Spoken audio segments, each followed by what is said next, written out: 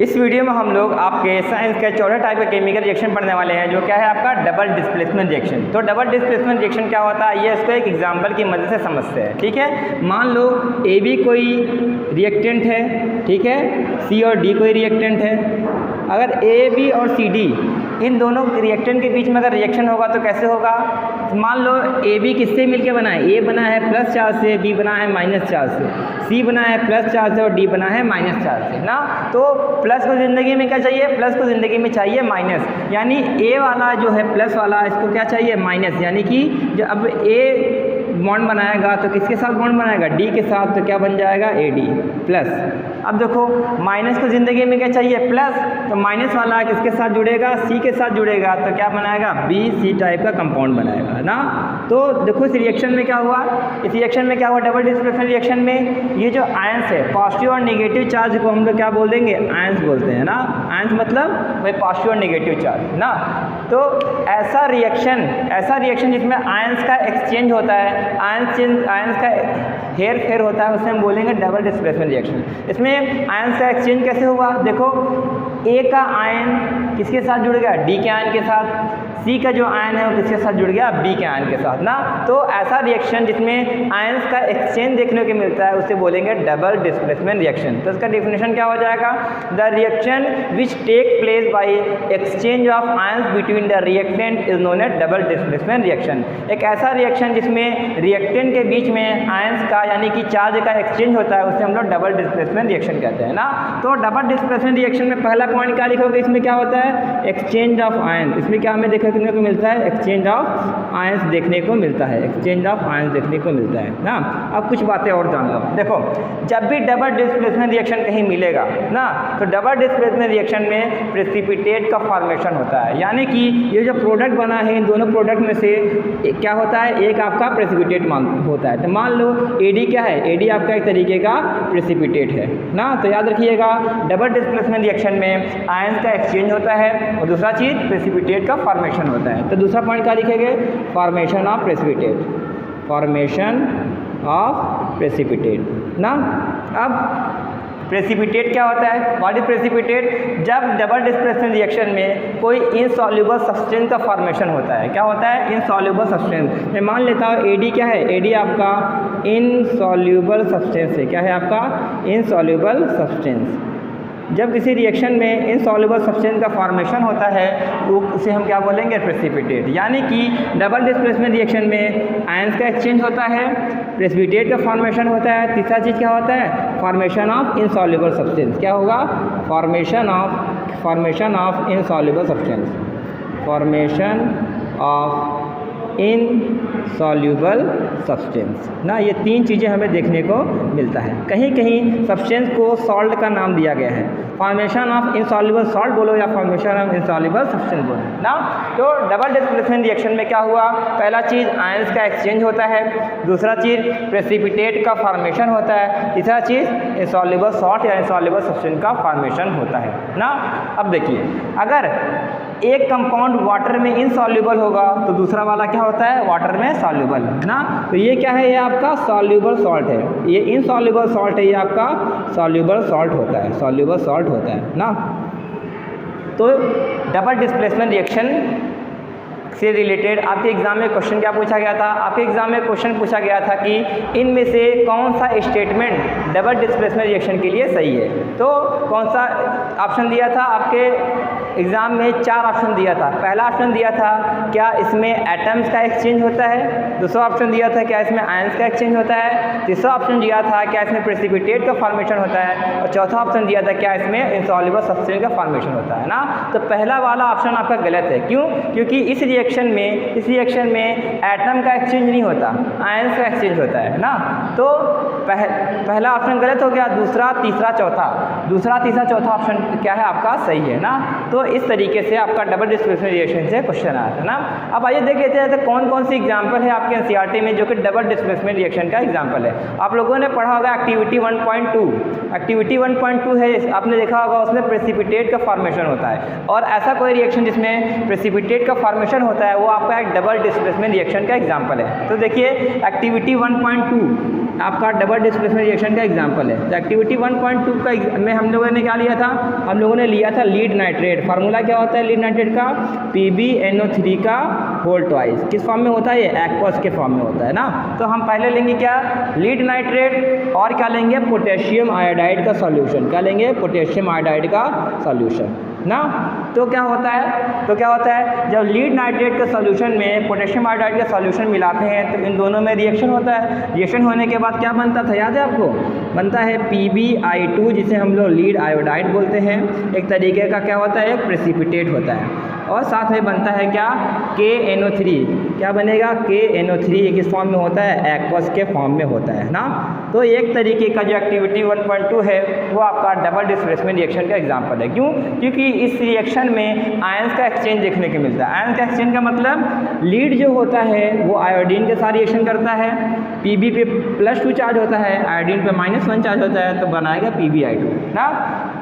K पे +1 charge होता है और NO3 पे -1 चार्ज होता है, तो +1 -1 मिलकर क्या बनाएगा, KNO3। तो इस रिएक्शन में आयंस का एक्सचेंज हो रहा है, इसलिए आपका है डबल डिस्प्लेसमेंट रिएक्शन। तो हमने क्या बताया था, डबल डिस्प्लेसमेंट रिएक्शन में आयंस का एक्सचेंज होता है, तो यहाँ से आयंस का एक्सचेंज हो गया। डबल डिस्प्लेसमेंट रिएक्शन में क्या होता है, प्रेसिपिटेट का फॉर्मेशन होता है ना।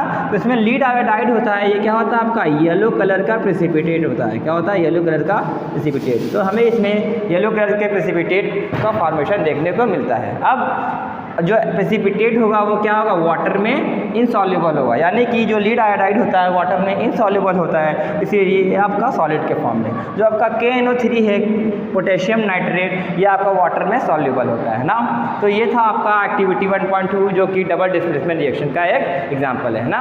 और एक क्वेश्चन आया है आपके एग्ज़ाम में, वो क्वेश्चन क्या है, वो क्वेश्चन है कि जब हम लोग हाइड्रोजन सल्फाइड गैस को कॉपर सल्फेट के सॉल्यूशन में पास करेंगे तो हमें क्या ऑब्जर्वेशन देखने को मिलेगा। आइए उस क्वेश्चन को करते हैं हम लोग, ठीक है। तो एग्ज़ाम में क्या क्वेश्चन आया था, आइए इस क्वेश्चन को डिस्कस करते हैं। आपके एग्ज़ाम में क्वेश्चन आया था कि जब हम लोग H2S गैस को हाइड्रोजन सल्फाइड के गैस को किससे पास करते हैं, कॉपर सल्फेट का सॉल्यूशन। कॉपर सल्फेट का मतलब CuSO4 के सॉल्यूशन में हम लोग उसको पास करते हैं तो क्या ऑब्जर्वेशन देखने को मिलता है ना। तो जब हाइड्रोजन गैस को कॉपर सल्फेट सॉल्यूशन में पास करते हैं तो इन दोनों के बीच में रिएक्शन होगा। रिएक्शन होने के बाद क्या बनाता है, ये बनाता है CuS जिसे हम लोग क्या बोलते हैं, कॉपर सल्फाइड। कॉपर सल्फाइड ये क्या होता है आपका, ब्लैक कलर का प्रेसिपिटेट होता है। क्या होता है, ब्लैक कलर का प्रेसिपिटेट बनता है। और साथ ही साथ क्या बनता है, H2SO4 जिसे हम लोग क्या बोलते हैं, सल्फ्यूरिक एसिड, और किस फॉर्म में होगा, एक्वस के फॉर्म में होगा ना। तो इस रिएक्शन में क्या हुआ, ऐसा कोई रिएक्शन जिसमें प्रेसिपिटेट का फॉर्मेशन होता है, ऐसा कोई रिएक्शन जिसमें प्रेसिपिटेट का फॉर्मेशन होता है वो क्या होता है, आपका डबल डिस्प्लेसमेंट रिएक्शन का एग्जाम्पल होता है। यानी ये जो रिएक्शन है आपका डबल डिस्प्लेसमेंट रिएक्शन का एग्जाम्पल है ना। आपके एग्जाम में क्वेश्चन क्या पूछा था, आपके एग्जाम में क्वेश्चन पूछा था ये जो रिएक्शन है, ये रिएक्शन आपका कम्बिनेशन रिएक्शन है, डिकम्पोजिशन रिएक्शन है, डिस्प्लेसमेंट रिएक्शन है कि डबल डिस्प्लेसमेंट रिएक्शन है ना। तो इस रिएक्शन को पहचानेंगे कैसे, किसी रिएक्शन में अगर प्रेसिपिटेट का फॉर्मेशन होता है तो समझ जाइए वो कैसा है, वो आपका एक डबल डिस्प्लेसमेंट रिएक्शन का एग्जाम्पल है। तो डबल डिस्प्लेसमेंट रिएक्शन आपको टिक करके आना है ना। अब देखिए इसमें हुआ क्या, कैसे ये रिएक्शन हुआ। हमने क्या कहा कि जब भी डबल डिस्प्लेसमेंट रिएक्शन होता है तो उसमें आयंस का एक्सचेंज होता है ना। अगर आयंस हाइड्रोजन पे कितना चार्ज होता है, हाइड्रोजन पे होता है +1 चार्ज और सल्फर पे होता है -2 चार्ज, कॉपर पे होता है +2 चार्ज और सल्फेट पे होता है SO4 पे होता है -2 चार्ज ना। तो ये देखो ये आयंस है, ये भी आयंस है। हमने क्या पढ़ा था, डबल डिस्प्लेसमेंट रिएक्शन में आयंस का एक्सचेंज होता है ना। तो एक्सचेंज आयन कैसे होगा, जब प्लस वाले को ज़िंदगी में क्या चाहिए, माइनस, तो प्लस वाला किसके पास जाएगा, माइनस के साथ ना। तो क्या बनाएगा H2SO4। तो यहाँ पे क्या बना लिया, H2SO4 सल्फ्यूरिक एसिड बना लिया। कॉपर पे प्लस चार्ज है और सल्फर पे माइनस चार्ज है, तो कॉपर और सल्फर Cu और S मिलकर क्या बन जाएगा, CuS ब्लैक कलर का प्रेसिपिटेट होता है ना। तो एक तरीके का डबल डिस्प्लेसमेंट रिएक्शन होगा। क्यों, क्योंकि इसमें आयंस का एक्सचेंज देखने को मिलता है और प्रेसिपिटेट का फॉर्मेशन होता है जो कि क्या होता है, एक इनसॉल्युबल सब्सटेंस होता है। वाटर में कैसा होता है, वाटर में इनसॉल्युबल होता है ना। तो ये दो इम्पॉर्टेंट एग्जाम्पल थे जो आपके NCERT में दिए गए हैं ना। अब डबल डिस्प्लेसमेंट रिएक्शन से रिलेटेड आप पे एनसीईआरटी में कुछ एक्टिविटी है जो कि क्या है, एक्टिविटी 1.10। तो जो एक्टिविटी 1.10 है उस एक्टिविटी में क्या कहना चाह रहा है समझिए। आपके एनसीईआरटी में जो एक्टिविटी 1.10 है उसमें कह रहा है कि जब हम लोग सोडियम सल्फेट के सॉल्यूशन को बेरियम क्लोराइड के सॉल्यूशन में मिक्स करेंगे तो क्या ऑब्जर्वेशन देखने को मिलेगा ना। क्या कह रहा है कि जब हम लोग सोडियम सल्फेट के सॉल्यूशन में बेरियम क्लोराइड का सॉल्यूशन ऐड करते हैं तो क्या ऑब्जर्वेशन देखने को मिलेगा। जैसे ही दोनों का ऐड करोगे तो क्या होगा, हमें वाइट कलर का प्रेसिपिटेट देखने को मिलता है ना। तो आइए देखते हैं कि दोनों के मिलाने पे जो वाइट कलर का प्रेसिपिटेट होता है वो किसके फॉर्मेशन की वजह से होता है। ठीक है, तो एक्टिविटी 1.10 हमें क्या लेना है, सोडियम सल्फेट। सोडियम सल्फेट का फार्मूला क्या होता है, Na2SO4। ये किस फॉर्म में होता है आपका, एक्वस के फॉर्म में। जो Na2SO4 होता है इसको हम लोग क्या बोलते हैं, सोडियम सल्फेट। सोडियम सल्फेट का ये फार्मूला होता है। ठीक है, अब कह रहा है कि जब सोडियम सल्फेट के सॉल्यूशन में हम क्या मिलाएंगे, हम मिलाएंगे बेरियम क्लोराइड का सॉल्यूशन। बेरियम क्लोराइड का फार्मूला क्या होता है, BaCl2। किस फॉर्म में होता है, ये एक्वस के फॉर्म में। BaCl2 को हम लोग बोलते हैं बेरियम क्लोराइड।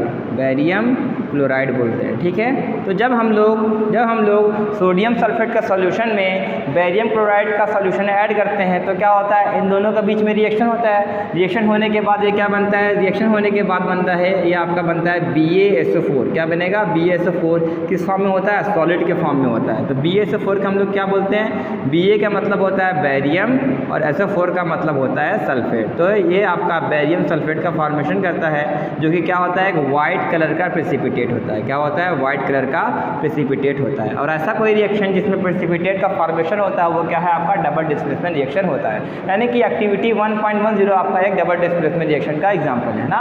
अब तक क्या हुआ, जो आपका बेरियम था वो SO4 के साथ रिएक्शन करके BaSO4 बनाता है। अब क्या है, सोडियम और क्लोरीन Na और Cl के बीच में रिएक्शन होगा तो क्या बनाएगा, NaCl बनाएगा। NaCl एक क्या होता है, ये एक्वस के फॉर्म में होता है ना। तो जो आपका सोडियम सल्फेट होता है ये अगर बेरियम क्लोराइड के सॉल्यूशन के साथ रिएक्शन करता है तो क्या बनाता है, बेरियम सल्फेट बनाता है और सोडियम क्लोराइड बनाता है। क्या बनाता है, सोडियम क्लोराइड का फॉर्मेशन करता है, जिसमें से जो आपका बेरियम सल्फेट है वाटर में इनसॉल्युबल होता है और NaCl जो होता है वाटर में सॉल्युबल होता है ना। तो आपके एग्जाम में क्वेश्चन क्या पूछा गया है, आपके एग्जाम में क्वेश्चन पूछा गया है कि जब हम लोग सोडियम सल्फेट का सॉल्यूशन को मिलाते हैं बेरियम क्लोराइड के सॉल्यूशन में तो वाइट कलर का प्रेसिपिटेट बनता है। वो प्रेसिपिटेट किसकी वजह से बनता है, तो वाइट कलर का प्रेसिपिटेट बनता है वो बेरियम सल्फेट की फॉर्मेशन की वजह से बनता है ना।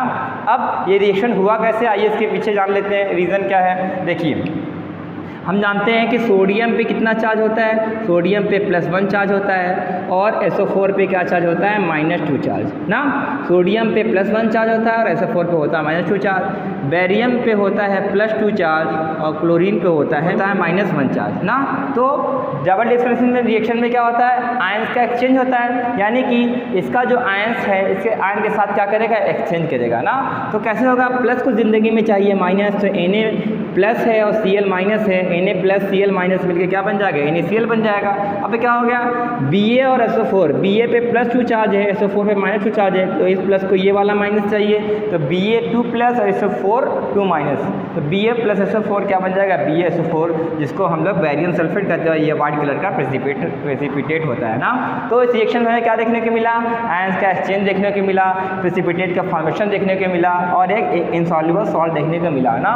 तो ये है आपका डबल डिस्प्लेसमेंट रिएक्शन जो कि एक्टिविटी 1.10 है, एक उसका एग्जाम्पल बन जाता है ना। अब नेक्स्ट वीडियो में हम लोग पढ़ेंगे वो है आपका ऑक्सीडेशन एंड रिडक्शन क्या होता है ना। तब तक के लिए मिलते हैं बाद में।